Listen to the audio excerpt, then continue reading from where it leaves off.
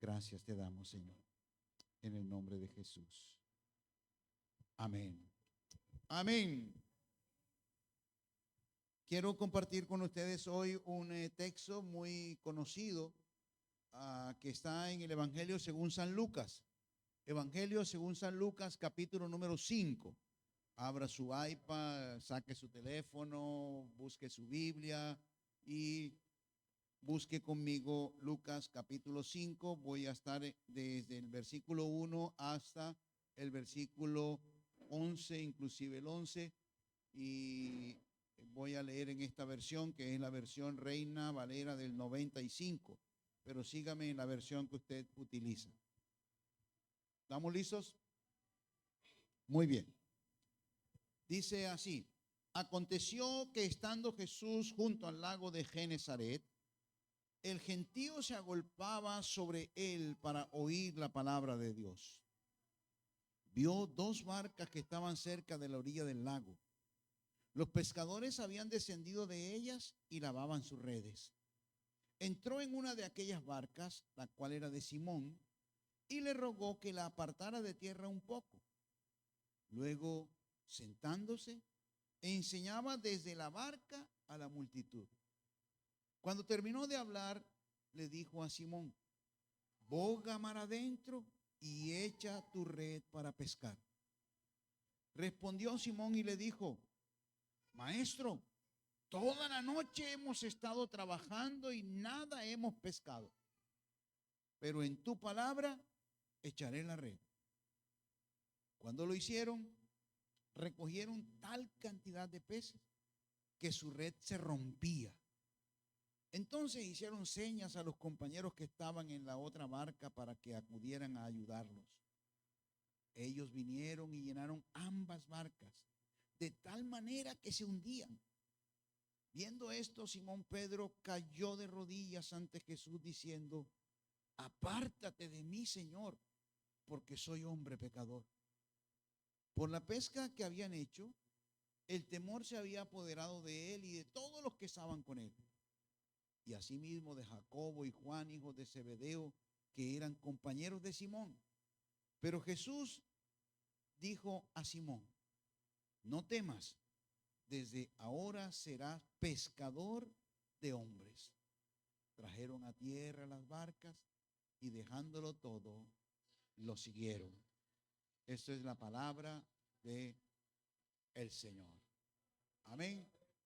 Aleluya. Les he contado la historia de un personaje en Bogotá que fue nuestro amigo muy querido, ya partió para estar con el Señor.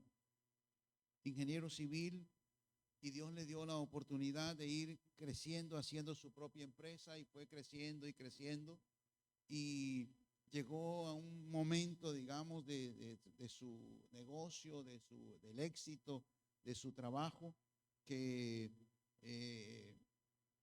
llegó, digamos, como a tener tanto que casi que no podía controlarlo. Cuando digo tanto, quiere decir que tenía una empresa donde tenía 60 volquetas, 40 máquinas de esas, de retroexcavadoras y de caterpillar de esas. Tenía, bueno, de todo. Tenía oficinas en Bogotá, tenía oficinas en todas partes. Se ganó el contrato de su vida, que fue la elaboración, la construcción de la autopista Bogotá-Mosquera, e hizo esa autopista, y eso lo dejó sentado, digamos, porque fue un contrato millonario. Un día cualquiera se encerró en su casa, allí en Los Lagos, en el norte, se encerró en su casa y nunca más quiso volver a salir. La empresa comenzó a caer en cierto problema, porque no había ya quien dirigiera, él no había delegado nada, ya comenzaron a quedar mal, ya los contratos no los cumplían, en fin. El distrito lo demandó por incumplimiento, y todo lo que él había alcanzado le tocó irlo vendiendo y vendiendo, los amigos, los de la empresa, vendiendo para poder pagar las multas y para poder cumplir con los compromisos que había dejado la empresa. Ese hombre yo lo conocí en su casa como Miguel Canales, barbón, pelúo, y absolutamente, digamos, asocial. No quería saber de nada ni de nadie. Pero en la medida en que él fue dando, más bien abriendo su corazón para que Cristo fuera haciendo la obra en él, en esa medida se comenzó a notar el cambio. Al cabo de un mes ya tenía un lenguaje un poco distinto, ya salía de su cuarto y se sentaba en la mesa con nosotros cuando íbamos a visitarlo, y comenzó un proceso lento al principio, pero de restauración completa. Todo esto se lo digo porque cuando una persona está rota, cuando una persona está en el fondo de su propia situación, cuando una persona está agotada, no importa si tiene o no tiene recursos, no importa si tiene amigos o no tiene amigos, no importa si tiene trabajo o no tiene trabajo, lo que realmente le importa es que él no tiene fuerzas para vivir, que él no tiene fuerzas para continuar, y lo que menos quiere es relacionarse con la gente y salir a la calle, porque lo que quiere es estar completamente encerrado. Hoy quiero compartir con ustedes esta historia de Lucas capítulo 5, y voy a compartir con esta historia precisamente eso. En la historia aparecen por lo menos tres distintas dimensiones o áreas en las cuales estamos rotos, estamos acabados. Les ubico un poco dentro del contexto. Dice la escritura que Jesús enseñaba junto al mar. Jesús estaba justo a la orilla del mar de Galilea, que obviamente no es un mar, es un lago gigantesco, tiene 28 kilómetros de largo por 14 kilómetros de ancho, con una profundidad de 500 o 600 metros, ¿sí? Está ubicado en una zona geográfica, en una fractura geográfica que se llama la fractura sirio-africana, que viene desde Siria y termina acá en África, y es una depresión geográfica que está abajo del nivel del mar. Allí en esa zona donde está el lago, estamos aproximadamente a 400 metros bajo el nivel del mar. Y en ese lago, que se llama también el lago de Genesaret o lago de Kineret o mar de Galilea, en ese lago, alrededor de ese lago, Jesús hizo muchos milagros, porque en la parte norte del lago había tres ciudades que ustedes conocen por el estudio de la Biblia, que se llamaba Capernaum, Corazín y Betsaida. Era un triangulito de tres ciudades que había allí y que se convirtieron como en paso obligado entre toda la parte sur y la parte norte del mundo conocido. Es decir, que lo que se conocía como el camino real y el camino de la montaña y el camino del mar, que eran los tres caminos que conducían al norte y que finalmente llegaban a Europa, tenían que pasar precisamente por ese lugar. Allí hizo Jesús una cantidad de milagros. Este es uno de ellos, que se conoce como la pesca milagrosa. Y resulta que Jesús estaba allí entonces en la orilla del lago. Un gentío se agolpaba para oír la palabra del Señor, y en la orilla del lago él vio dos barcas. Entonces le pidió permiso a uno de los dueños de la barca, se subió a la barca, la hizo retirar un poco de la orilla, y desde la orilla él comenzó a predicar. Ustedes dirán, ¿por qué no predicó desde la montaña? Precisamente porque Jesús sabía un poco de física y sabía que el agua tiene un poder reflector mucho más grande que el aire. Entonces lo que Jesús hacía era usar el agua para que la voz pegara en el agua y reflejara hacia la orilla o hacia la montañita donde seguramente estaba asentada la gente. Después de que Jesús usa ese púlpito improvisado que era de Simón, entonces le dice a Simón: Simón, boga mar adentro, ve y tira la red. Resulta que ellos estaban ya en la orilla, seguramente en la madrugada ya, y estaban remendando y lavando las redes, porque según dijo Simón, toda la noche habían estado pescando y no habían podido conseguir nada. Sin embargo, algo tuvo que ver Simón en Jesús, que él decidió en su nombre tirar nuevamente la red. ¿Qué fue lo que Simón vio en Jesús? Jesús? No lo sabemos, pero debió ver tal seguridad, debió ver tal firmeza en su mirada y en sus palabras que dijo, yo voy a probar y yo voy a tirar la red. Así que otra vez subió a la barca, echaron la barca hacia adentro y volvió a tirar la red. Consiguieron tal cantidad de peces que ni siquiera una barca pudo sacar la red para la cantidad de peces que ellos estaban recogiendo. Les tocó llamar a otros compañeros que vinieron con otras barcas para que les ayudaran a sacar entonces la cantidad de peces que habían recogido. En esa situación, frente a ese milagro, frente a ese personaje, Pedro recibe una revelación tremenda de su propia condición, se arrodilla y le dice, por favor, apártate de mí, porque yo soy un hombre pecador. Pero Jesús entonces le da una declaración tremenda y le dice, no, no te preocupes, a partir de ahora te voy a cambiar de oficio, ya no vas a ser pescador, no vas a ser pescador de peces, ahora vas a ser un pescador de hombres. Ven, ven, sígueme y yo te voy a convertir en un pescador de hombres. Eso hizo que Pedro tuvo que despedirse de su ambiente, tuvo que despedirse de sus compañeros, tuvo que romper de alguna manera la sociedad económica que tenía con sus compañeros. A veces nosotros, en el imaginario nuestro, consideramos que los pescadores son gente de poca monta, porque tenemos solamente la idea del carretillero de Ciénaga, que es el que vende pescado ahí en nuestro barrio. Pero en esta época no era así. Pedro y su hermano Andrés y los socios mayoritarios junto con él del negocio, que eran Juan y Jacobo, eran industriales de la pesca. Jacobo y Juan eran hijos de un industrial de la pesca llamado Zebedeo, es decir, tenían barcas propias, tenían redes propias. Ellos eran unos industriales de la pesca. Y Simón entonces tuvo que dejar todo eso para seguir a Jesús. Y dice la Escritura al final del verso 11, y dejándolo todo, lo siguieron. Ese es el panorama, ese es el contexto. ¿Cuál es como el principio que subyace allí debajo de este relato? El principio es el señorío de Jesús. Porque finalmente Pedro se sujetó voluntariamente al señorío de Cristo Jesús.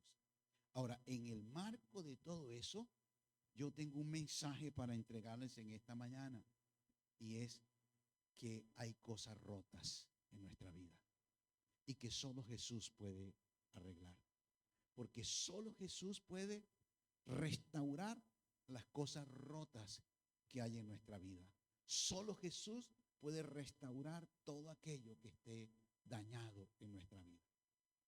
Este pasaje también aparece en otros dos evangelios, aparece en Mateo en el capítulo 4 y aparece también en Marcos en el capítulo 1, es decir, que aparece en todos los evangelios sinópticos, los 3 evangelios sinópticos, lo cual también nos da un mensaje, y es que de alguna manera es importante que nosotros lo estudiemos y lo miremos y lo revisemos. ¿Ok? En las versiones de Mateo y de Marcos dice que los discípulos estaban remendando las redes. Aquí en Lucas dice que estaban lavando las redes. Las redes no se lavaban porque el agua es agua dulce, que iban a lavar las redes. Entonces estaban remendando las redes. Después de cada faena había que revisar otra vez las redes, ver las condiciones en que habían quedado las redes, poder extender las redes para que se secaran y tenerlas listas para la próxima faena de pesca. Ahora, lo primero que se rompe en este pasaje es una red. Dice en el versículo número 6 que la red se rompía. Una red rota es lo primero que nosotros encontramos aquí. ¿Qué representa para ellos y qué representa para nosotros la red? La red representa, por supuesto, el instrumento de trabajo. La red representa el trabajo mismo. La red representa el sustento. La red representa para ellos la vida misma. Porque es que en el caso de nosotros los hombres, ¿cuántos hombres hay aquí? En el caso de nosotros los hombres, el trabajo es nuestra vida.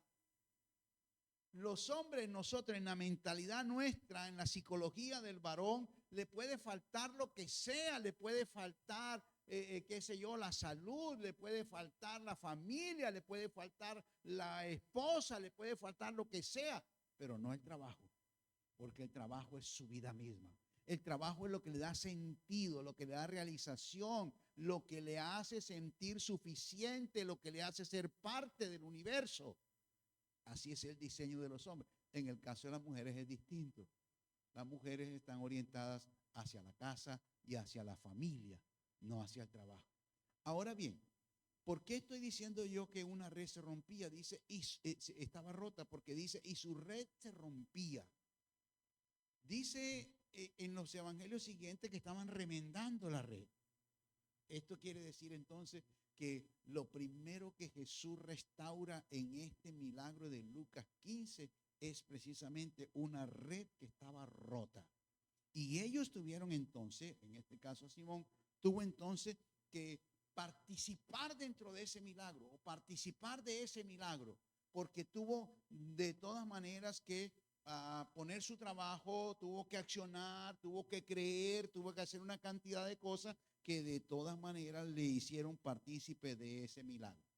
En el caso de Jesús, ¿qué fue lo que Jesús demostró con ese milagro? Por supuesto, demostró su señorío, demostró que Él era el Señor, que Él era el Kyrios, que Él era el dueño, que Él era el soberano, que Él era el jefe. Cuando estamos trabajando de un idioma a otro, siempre encontramos que hay expresiones, hay términos en un idioma que no se pueden, digamos, relacionar de manera directa con otro, porque no existe en ese otro idioma un término que signifique exactamente lo mismo. Eso nos pasa con el término que aparece en nuestras Biblias como Señor. Y en el original griego, el término Señor es el término Kyrios, con K mayúscula, porque había un Kyrios minúsculo que era el que tenía bienes y posesiones, pero había un Kyrios mayúsculo que era precisamente el César, dueño de todas las cosas en el imperio, precisamente. Pero cuando vamos a hacer un equivalente dinámico, así se llama en gramática, un equivalente dinámico de ese idioma al nuestro, no aparece un equivalente correcto, porque hoy día Señor es cualquier persona, señor Pedro, el señor Andrés, el señor de la tienda, el señor del taxi, el señor, entonces no es el equivalente correcto. Entonces hay que hacer una suma de términos para que en nuestro idioma nosotros podamos comprender lo que significaba allá el término. Y esa sumatoria de términos son dueño, jefe, amo, soberano y máxima autoridad. Cuando la Biblia está diciendo que Jesús es el Señor, está diciendo que Jesús es nuestro jefe, nuestro dueño, nuestro amo, nuestro soberano y la máxima autoridad de nuestra vida. Y déjenme decirle, socialmente ese fue la causa del conflicto entre los cristianos y el establecimiento y el gobierno. Porque todos los cristianos del imperio, cuando se encontraba un joven o un señor o una persona con otro ciudadano romano en la calle, levantaba su mano derecha y proclamaba: César es el Kyrios. Ese era el saludo normal en la calle. Pero resulta que apareció un grupo de gente que no era lo más representativo de la ciudad, y ese grupo comenzó a levantar, cuando se encontraba con otro, a levantar su mano derecha y a decir: Jesús es el Kyrios. Y entonces todo ese chisme comenzó a ir a las esferas del gobierno y comenzó a preocupar por qué razón había un Kyrios distinto del César. ¿Quién era ese Jesús? ¿Por qué este grupo minoritario estaba entonces estableciendo eso? Y eso hizo que ellos fueran completamente perseguidos. Pero además, en este punto quiero decirles lo siguiente: la capacidad de Dios para bendecir es mucho mayor que nuestra capacidad para recibir. Dios nos quiere dar mucho más abundantemente de lo que pedimos o esperamos. Ese es el Dios. Y cuando Dios está trabajando con Simón, lo que quiere decirle a Simón es eso: tu red está rota, pero yo puedo trabajar con esa red.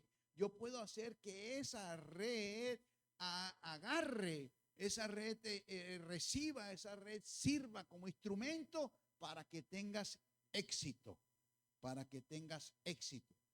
Si ustedes recuerdan, en el Evangelio de Juan, capítulo número 21, al final, después de la resurrección de Jesús, los discípulos muy frustrados se van otra vez a los trabajos antiguos, especialmente liderados por Simón Pedro. Y 7 se van con él y vuelven otra vez a lo que antes hacían, vuelven a pescar otra vez. Y allí es la tercera vez que Jesús resucitado se les aparece a ellos. Pero lo que me llama la atención es que ocurre más o menos lo mismo. Un hombre desde la orilla le dice al grupo que venían precisamente ya en la madrugada de pescar y que no habían pescado nada. Y el que estaba en la orilla le dijo: ¡hey! Tiren un poco a la derecha, allá. Y entonces ellos tiraron la red allá. ¿Saben cuántos peces alcanzaron? Dice, grandes peces. 153, unos toletes de pescados así. 153 peces agarraron. Pero lo que más me llama la atención es que allí dice, y su red no se rompió. Y su red no se rompió. Pero aquí la red estaba rota. Apenas la estaban remendando. Y allá su red no se rompió. Lo primero que quiero que te lleves en el corazón es que solo Jesús puede restaurar tu red. Una red rota es una falta de oportunidad, una falta de trabajo, un aburrimiento, un déjame estar en lo que estás haciendo. Una red rota es precisamente que el sustento que tienes no te alcanza. Una red rota es cuando sientes que la vida no te está devolviendo de acuerdo al esfuerzo que estás haciendo por ella. Pero Jesús puede restaurar nuestra red. Lo segundo que me llama la atención de este pasaje es que hay un hombre roto. No solamente una red, sino hay un hombre roto. En el verso número 8 dice que Simón le dijo a Jesús: apártate de mí, porque yo soy un hombre pecador. ¿Quién le dijo a Simón que él era pecador si aquí nadie habló de pecado? ¿Cómo él comprendió o entendió que él estaba en una situación que no era la correcta? Hay una reacción medio extraña aquí. ¿Qué fue lo que hizo que Simón entendiera eso? ¿Por qué? Yo creo que fue la misma presencia, la sola presencia de Jesús, lo que hizo que Simón se sintiera de esa manera. Y por eso tuvo lo que hoy día nosotros conocemos como un arrepentimiento. Le cayó el 20 y se dio cuenta entonces que algo no estaba bien en su vida y que tenía entonces que arreglar eso que estaba haciendo. ¿Acaso no fue el mismo mensaje que Jesús le da a la iglesia de Éfeso en Apocalipsis 2?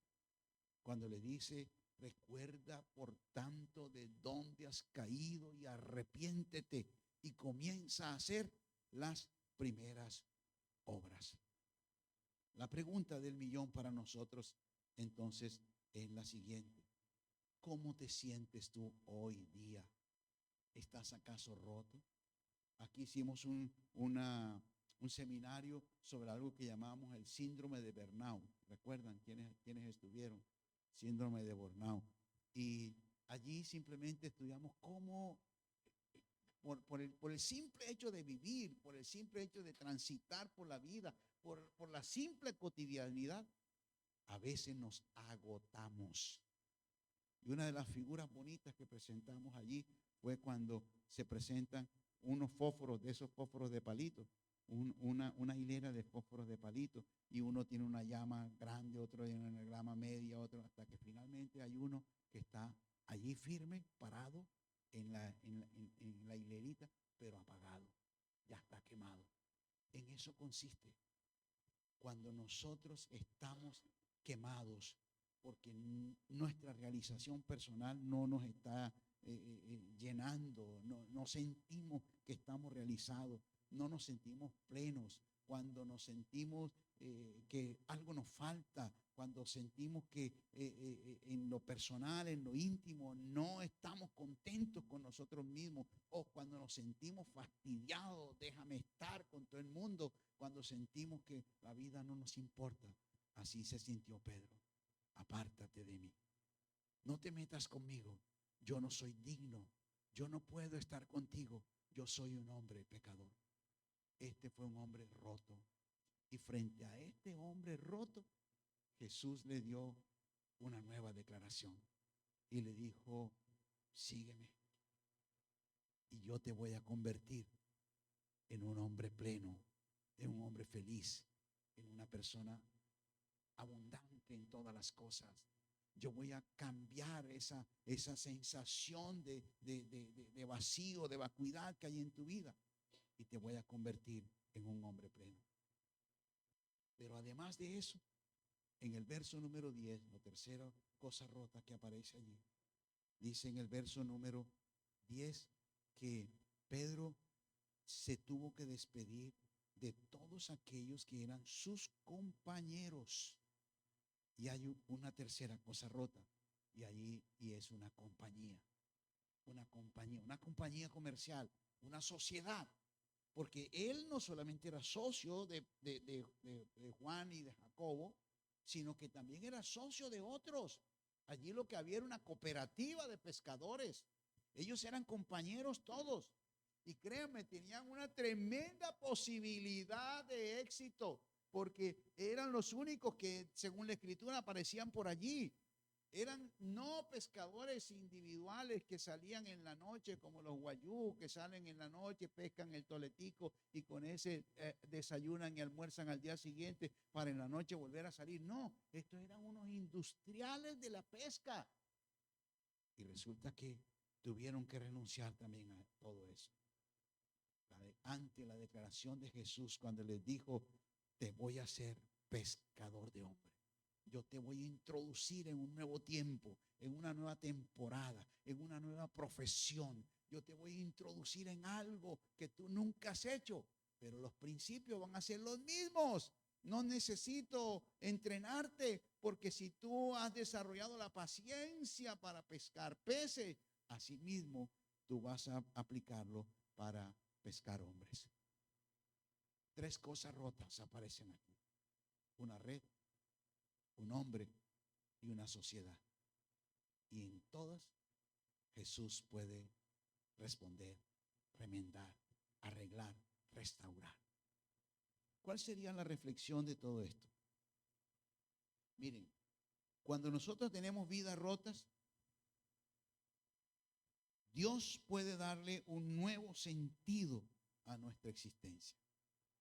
Cuando tenemos un trabajo roto, una red rota, cuando tenemos, digamos, un hombre roto porque nuestras ilusiones, nuestros sueños, nuestras esperanzas, nuestros ideales están rotos. Cuando nuestros amigos, nuestra sociedad, nuestros compañeros, la gente que queremos, la gente que está a nuestro alrededor, también está rota. Solo Cristo puede restaurar nuestra existencia. Solo Cristo puede darle un nuevo sentido a nuestra vida. Ahora miren la dinámica que ocurrió aquí. Jesús le pide a Pedro su barca. Pedro le presta su barca y Pedro luego confía en lo que Jesús está haciendo, o lo que Jesús prometió que iba a hacer. Lo primero que ocurre aquí es que Pedro confió que Dios era la fuente de su éxito, la fuente de su trabajo. Que el éxito vendría no por el trabajo, porque habían pescado toda la noche y nada habían alcanzado, sino que Dios era su fuente. Lo segundo que ocurre allí es que Pedro aprendió, y esto tengo que decírselo con todo mi corazón, Pedro aprendió a darle a Dios primero. Antes de recibir, Pedro cedió, Pedro dio.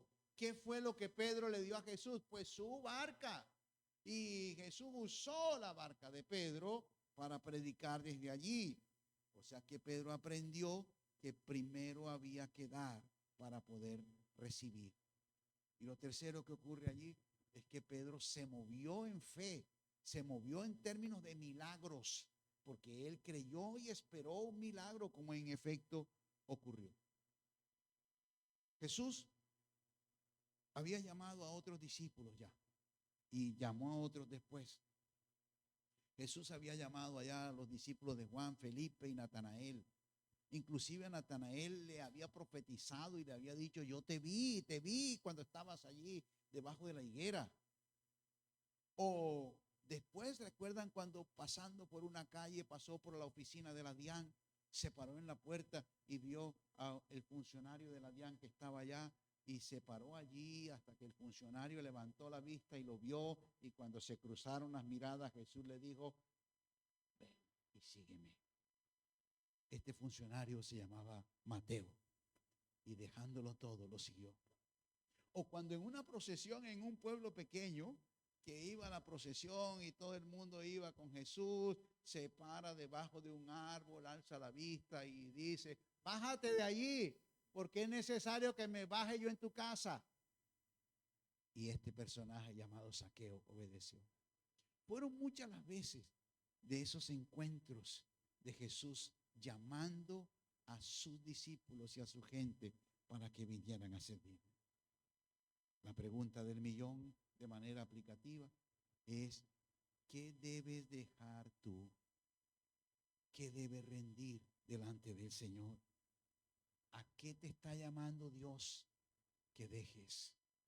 Porque el llamado que hizo a Simón Pedro es exactamente el mismo llamado que le está haciendo o nos está haciendo a cada uno de nosotros. Ven y sígueme, y te convertiré en un pescador de hombres. El punto de la disyuntiva aquí es la siguiente: o seguimos a Jesús o no seguimos a Jesús. Pero ahí no hay términos medios, ahí no hay puntos neutrales. O le seguimos o no le seguimos. Y en ese sentido Jesús fue suficientemente enfático cuando afirmaba, por ejemplo, a la iglesia de la Odisea y le decía: no eres frío ni eres caliente, yo te voy a sacar de mi boca. O cuando afirmaba cosas como: conmigo o recoges o desparramas, o estás conmigo o estás en contra mía. Pero créanme, no se puede ser neutral frente a Jesús, frente al hecho que Jesús quiere que le sigamos y le sirvamos. Cada uno de nosotros tiene que tomar una firme decisión. En el caso de Simón, dice el último versículo que leímos: y dejándolo todo, lo siguieron. Ustedes me dirán: ¿hizo una buena decisión o no? No sabemos.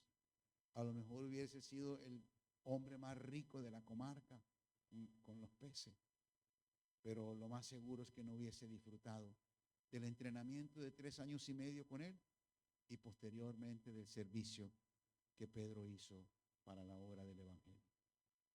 Cada uno de nosotros, en un momento histórico de su vida, tiene que definir a quién quiere seguir. Amén. Inclina tu rostro delante del Señor. Y allí con tu rostro inclinado, si quieres cierra tus ojos. Responde simplemente la pregunta: ¿qué debes dejar para rendirte al Señor? ¿Qué te impide rendirte completamente a Dios? ¿Acaso hay redes rotas en tu vida?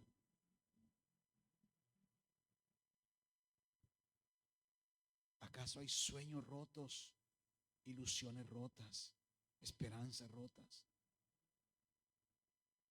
¿Acaso hay relaciones rotas, sociedades, compañeros?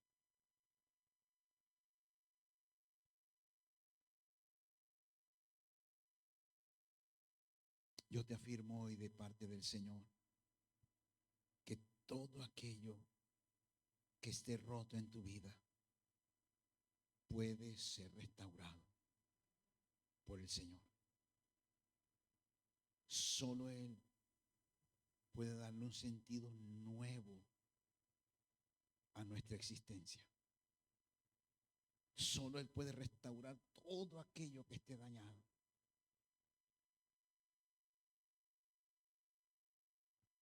Y así como restauró la vida de Pedro Enrique, el caso que les conté al principio, puede restaurar la vida tuya, la vida nuestra, sin importar la situación en que estemos.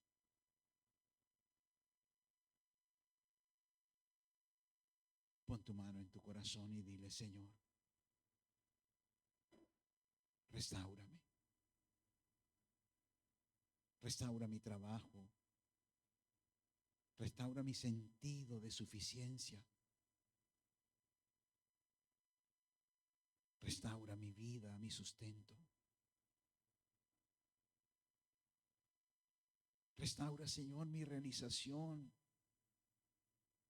mis sueños, mis ilusiones, las metas que me he propuesto. Restaura mis amistades, mis relaciones, mis sociedades y todo aquello que esté roto en mi vida.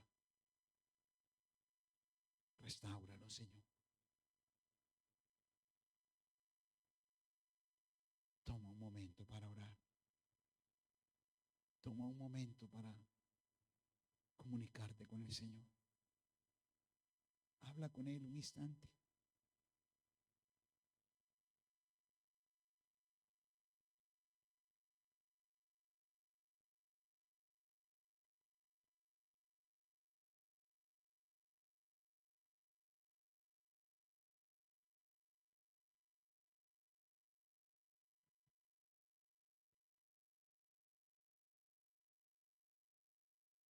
Y así, en esa misma actitud, quiero preguntarte: ¿qué te dijo Dios? ¿Qué habló Dios a tu corazón? ¿Qué mensaje recibiste de parte del Señor?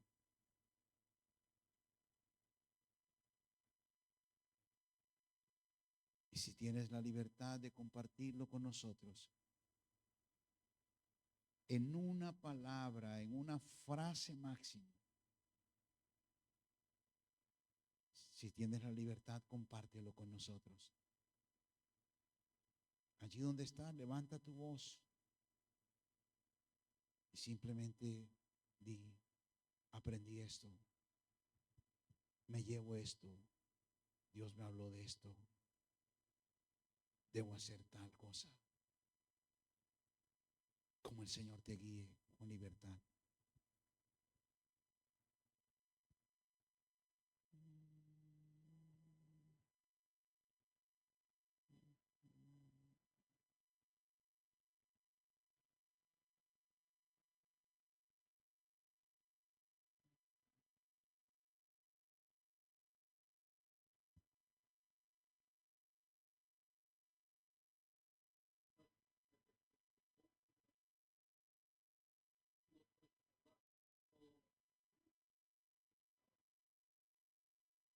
Aleluya. Gracias, Señor.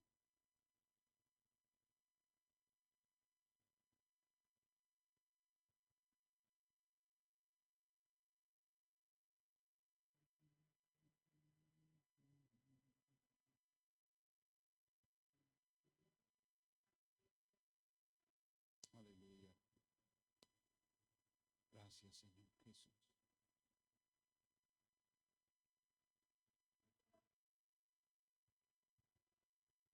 Amén. Gracias, Dios, por restaurar nuestro corazón. Aleluya. Gracias, Señor Jesús.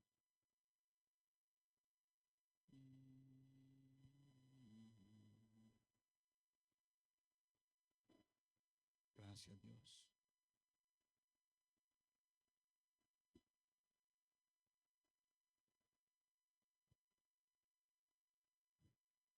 de pie conmigo y terminemos con esta oración. Señor, gracias. Gracias por tu palabra y gracias por restaurar cada área rota de nuestras vidas.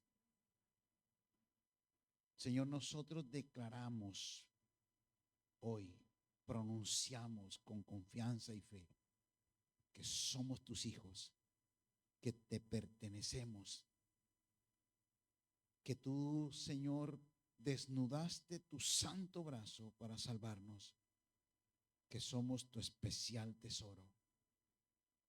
Y por eso, Señor, nosotros declaramos que toda área rota de nuestra vida es restaurada por el poder de tu amor.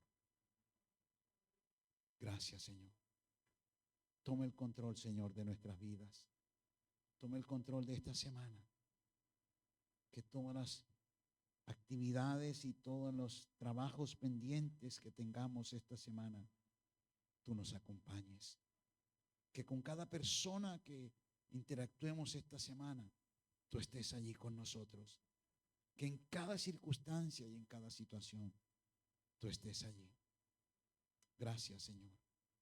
Bendigo la vida de tus hijos. Proclamo sobre ellos tu gracia y tu bendición. Gracias por cada uno, por las familias que ellos representan. Gracias. En el nombre de Jesús. Amén. Amén. Aleluya. Dale un aplauso fuerte al Señor. No te vayas a ir sin saludar a alguien, sin darle un abrazo a alguien, sin desear la paz de Dios sobre alguien. Que el Señor les bendiga, que les dé una semana de victoria.